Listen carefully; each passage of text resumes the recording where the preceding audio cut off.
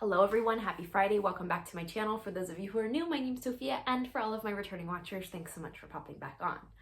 Today we have let's sit in my pajamas and give you a 1 month London recap. Can you believe it? I've been here 1 month. It's crazy. I've got a list of 10 things that I can't wait to share with you all about things that I wish I knew, things that have been hard, things that I like, things that are crazy that happened. It's my rundown of the first month in London, okay? I can't wait to share it with you. So relax, get comfy, grab a cup of coffee. Oh, we'll talk about that later. And let's roll the intro.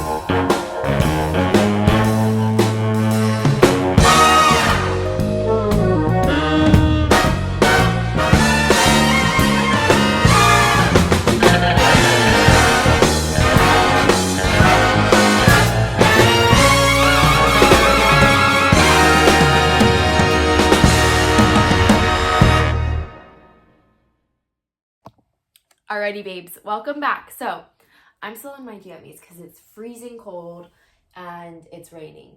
And I guess that's maybe like we can start there. Why is it cold all the time?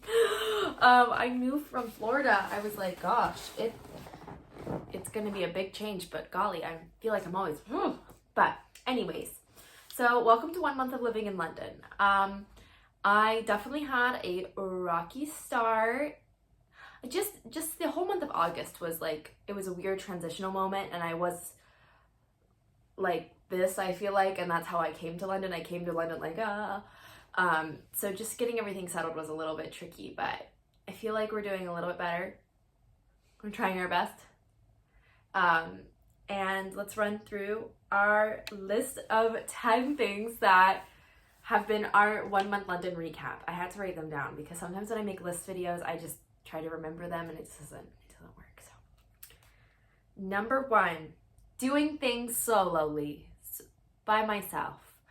I forgot how hard it is to do stuff by yourself, okay? I'm a very independent person, but when I lived in New York, I kind of went through the same thing. Like, I don't really know anybody. It's like you're going out, you feel like you should be doing stuff with people, but you're by yourself. So there's that. And then in Florida, I was either with friends or Dolly. And so like I really wasn't alone. I always had somebody to do something with. And even if it was just coming home to Dolly, like I knew that like I was going to hang out with somebody. You know what I mean? I was going to hang out with my little pup. So like there's just like oh, you have to go out and do stuff by yourself, which is really nice. Like, it's nice to do solo things. Like, trust me, I like to do solo, but it's not super fun to do stuff solo all the time. And like, sometimes it's just hard to like leave to go find things to do and you're like, how is it hard to find things to do? And like, I've tried to explain this. It's just because it's like, I don't really want to go and do that by myself, you know? But I've been trying to get better on my little solo dates, getting out of the house at least for a little bit every bit of the day, just because there's so much to go do and see, and I don't want to waste my time here. But doing stuff solo has been a little like, oh, I gotta do this again. Gotta go get into it. But I miss my purse puppy to help me out.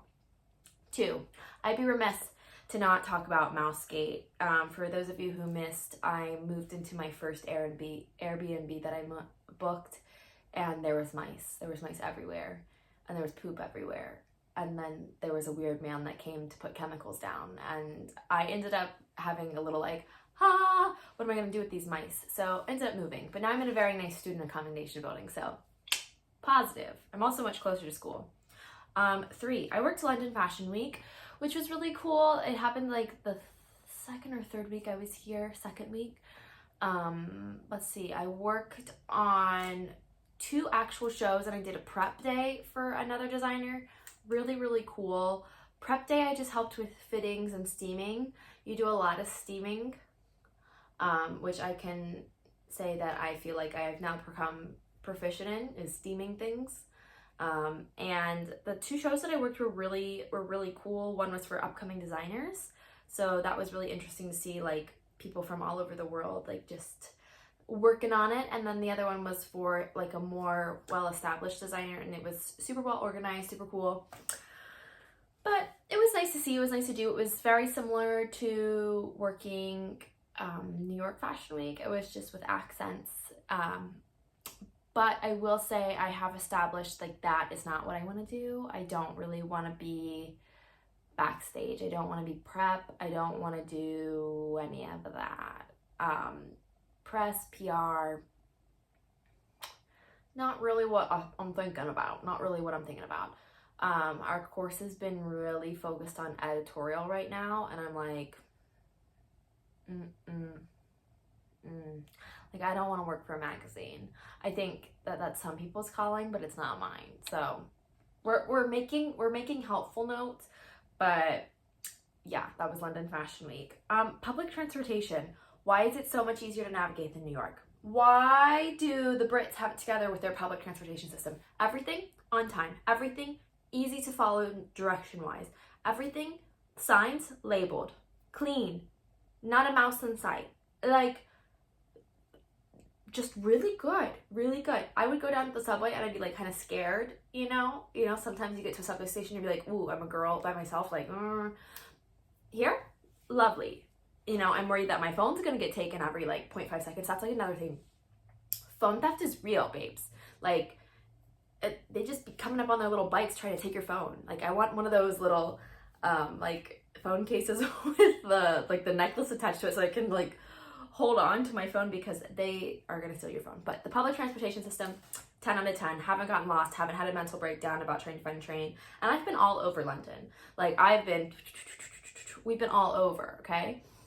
You do have to, go back into that mindset of, yes, I'm commuting, but I don't mind it as much when you're not behind the steering wheel. Like, you know what I mean? Like, I'm not sitting on traffic on I-4 waiting to go home from work. So I can like read my book, I can listen to my music, I can take a scroll, like I can people watch. That's my favorite thing. I love to people watch. Okay, on the tube here, nobody makes eye contact. What is that? Nobody makes eye contact. I'm always like, and these people are like, head down, head down. Also, I've established that it's very rude to take a phone call on the train. Like, a lot of it we have like overground, so you could still get a phone call going on, but like people don't talk.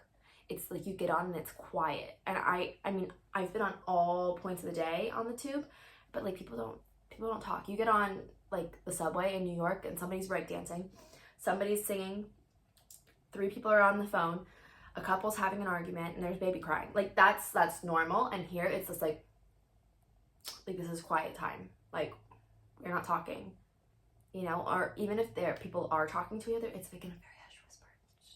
They're talking to each other. Like, they're clearly having a conversation. So it's very interesting to see the differences. It's expensive here, number 5. Why is everything expensive? I still haven't figured out my conversions, okay, ladies and gentlemen. Like, our dollar's worth nothing to their pound. Also, Celsius means absolutely nothing to me. You have to tell me the temperature in Fahrenheit. That's another thing. Microwave and the stove, like, I have not figured that out. I have not. Like, it's the microwave. No, that thing gets hot, okay? I have blown up stuff in the microwave because, like, their stuff just gets hot here. I don't, like, they like it piping, okay? I've burnt my tongue so many times since I've been here on either a beverage or, like, I order a drink, like a coffee out or a tea out, or like I put stuff in my, like, it just gets hot. Like, their 30 seconds in the microwave is not equivalent to my 30 seconds in the microwave. Like, I'm like, girl, what's going on? Also, thank goodness though, my military time is doing okay from this old boy. I don't keep military time on my phone, the 24-hour clock on my phone, but from working at Disney, I do have a vague reference, because that's another thing. Like, your conversions, because everything's expensive. So like technically it feels cheaper because it looks like less money, but it's actually more money. And the temperature looks lower, but it's actually still freezing. And if you put something in the microwave, it's gonna get explosive. Like that's all I've gathered from like the weird conversions, and like I don't know if that means anything. But 6, I have been to 2 gluten-free high tea experiences. 1 on the high end of things, thumbs down, tomato, tomato, tomato. I went to Fordham and Mason. Now this is probably going to be controversial between the Brits because this is like the OG place to go, right? And then I went to Peggy Portions. But I was a solo diner at both of these places. I did not get waited on. I did not, like, I read the reviews. It was like the best tea, best experience, best gluten-free treats. Did not happen here. Fordham Mason, like, I got my food before I got my drink, and then like I felt very rushed. It was I don't know. Also, why are we not dressing up for tea? Like this was a very bougie tea salon and there were people in jeans. I was like, there's dress code. What are we doing? What are we doing? I went to Peggy Portions, which is a little pink like bakery kind of thing, and they had a gluten-free tea. It was like half the price, more than half the price of this tea. The treats were better and I got better service. So it's just kind of like, I will say it is one of my favorite things to do, but again, back to point number 1, it is hard to do alone because tea is something that like you go and gossip, like you go and chit chat with somebody. I will say that I do like when they seat me next to people because then I can be like, and that's probably rude, right? But like yesterday I sat next to a table of, they were 6 moms, but they were all flight attendants. And so they were telling the horror stories of like what had happened on the plane. And like that was very interesting. And then on my tea number 1, I sat next to a couple and it was their anniversary trip. And she was running for some kind of position in the States. They were from America, but she was running for some kind of candidate position. And they were talking about her campaign schedule. And so like I learned so much on both of these occasions, but I think it would be more fun to go and gossip with somebody else. I digress. Gluten-free teas. The cheaper one was better than the more expensive one. Coffee Mate. I think I have called my mom enough times about Coffee Mate. I want to know how many times I've brought it up. Like even like to my friends, I'm like, Coffee Mate doesn't exist here, okay? And I just want a coffee. I just want a good coffee, okay? Because I can't get a coffee like I want a coffee, okay? And it's terrible. 1, I miss my Keurig, okay? I miss her so much. I don't have a coffee pot. I have a kettle, okay? I have a kettle in the place that I'm staying. So I could get a little French press moment and do it that way. But there's no coffee creamer, okay? I can buy the powder stuff, but that is not the same, okay? When I order a coffee, I want it to be coffee, like this much coffee to this much cream, right? Like that's the ratio I want. But here you can order an Americano, which is all coffee, no cream, right? You can ask for a splash of milk, but that's not gonna cut it for me because I need a little, you know, I like it sweet and creamy, okay? Or you can order a latte, which is this much milk, this much coffee, and then it just tastes like I'm drinking flavored milk, you know? I just wanna go to McDonald's and get a $1 iced coffee. And on that topic, where is pumpkin spice? It doesn't exist. We've got hazelnut and like pecan, hazelnut and caramel, or hazelnut and toffee. It's all hazelnut. And I'm like, what is this? Where's my pumpkin spice and everything nice? There is a Starbucks here, you know, and I did see that they had a little pumpkin spice moment, but I just know it's not going to be my iced coffee like I want it. So I like don't even want to bother. Don't even want to try. My mom told me that apparently Dunkin' Donuts here does American version of iced coffee. And you're like, Sophia, it's freezing outside. I know, but I drink iced coffee year round. But I really just like want to make a cup of coffee in the morning and like put a little Coffee Mate. And I have this one girl in my class. She's from Atlanta, Georgia. And I went up to her and I was like, listen, how do you deal? Because she's been here for 4 years. And she was like, that's so funny. My mom came and visited a couple months ago and she was like, where's the Coffee Mate? Where's the Coffee Mate? Where's the Irish cream Coffee Mate? So like, I know I'm not the only one. But like, it's just terrible. Like, I haven't figured out how to order my coffee yet.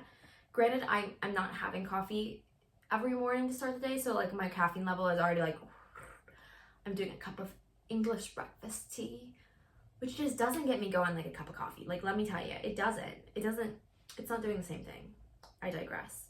Number 8, I miss my dog. I miss my dog so much. I FaceTime my dog. I send prizes to my dog. I miss my dog. Observation though, tons of dachshunds out here. No long-haired dachshunds. I have yet to see, I've seen so many weenies, but no hairy weenies, okay? And I've only seen one corgi. Isn't this the land of the corgis? Isn't that like Queen Elizabeth's puppy? Why are there not more corgis out here? I was expecting to see like those little tubs of Pillsbury Doughboys just out roaming the streets, okay? They're not out there. I've only seen one corgi. And why aren't the sausages hairy? Why don't we have hairy weenies, okay? I mean, that probably didn't sound very good, but why aren't the dachshunds the hairless ones? Like, I want to see a hairy, long-haired dachshund, okay? Just makes me feel like mine is cuter, but anyways, and in case anybody was wondering, I see Dolly in 64 days. I have a countdown. But I digress. I'm just wondering where the corgis are. I'm also wondering why the long-haired dachshund really isn't a thing over here. Anyways, number 9, I got bangs. This was very impromptu. I didn't even go to a salon. We were at our second styled photo shoot, and I befriended the hairstylist, and he stopped me and he was like, we should give you bangs. And I was like, that's funny, I've been thinking about getting bangs. And he cut my bangs for me at the photo shoot.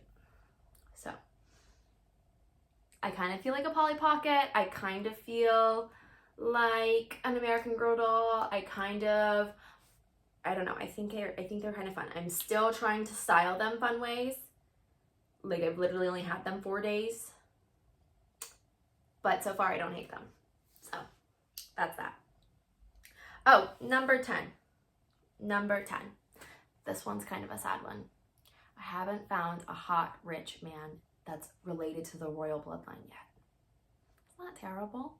I've been here a month and no prospects, no royal men, no men that are rich that are going to pay for all my business ventures, no, not even just regular kind ones, nothing, 0. I see them, but nothing. Not terrible. How am I supposed to become a duchess by the end of this? You know, I'm supposed to be royal by the end of this. I'm supposed to have a summer house, you know, on some island after all of this. Nothing. Anyways, I digress. But that is my 1 month in London rant, 1 month in London update, 1 month in London spill the tea. But moral of the story is we're doing our best. We're trying hard. And I really just want a good cup of coffee. So I hope you all have a happy Friday, a great weekend, and I will catch you all next week. But do something that makes you happy, and I love you lots. Bye.